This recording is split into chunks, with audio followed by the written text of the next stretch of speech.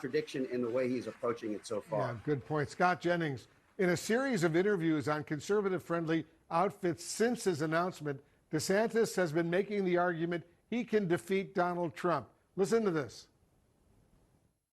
He understands that I've got a good chance to beat him because he doesn't criticize anybody else now. It's only me. They know that I'm more likely to win the election. I mean, for him to say that we're not winning in Florida, nobody has taken a state from being a swing state 4.5 years ago to now being a red state in such a dramatic fashion. So, Scott, is he right? How do you see it? Well, it is true that when every other Republican presidential candidate has gotten into the race, Donald Trump has said something nice. Welcome them in. Hey, welcome. Good luck to you. With Ron DeSantis, it is a string of invective and insults and just a constant hum of stuff that's being flung against the wall. So DeSantis is right. It's obvious that he's the one Trump is worried about. And if you look at DeSantis' numbers among Republicans, he is in a different universe than everybody else, given his image, his favorability.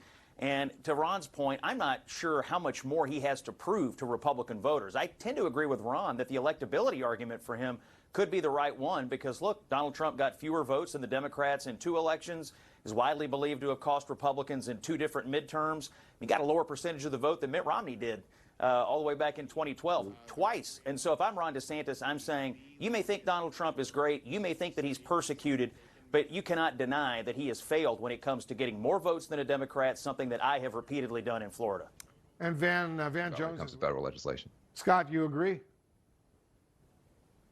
Well, crime has become a rising hot-button issue for Republicans. I understand the political tactic here to try to paint Donald Trump as somehow beholden to non-conservative special interests. I mean, that's the whole play, is that when this guy was president, he can tell you what he'll do now, but why did he do these things when he was president, or why didn't he do certain things? So he's trying to set up a contrast saying you can't trust Donald Trump because of this record. And the issue of crime has just become a massive, massive talking point for virtually every Republican in the country, including Ron DeSantis. So I would expect Van and Wolf and Ron, this is going to be a big topic for him just because of the every survey I see from just about every jurisdiction for Republicans, crime is up at the top of the list. That certainly is. What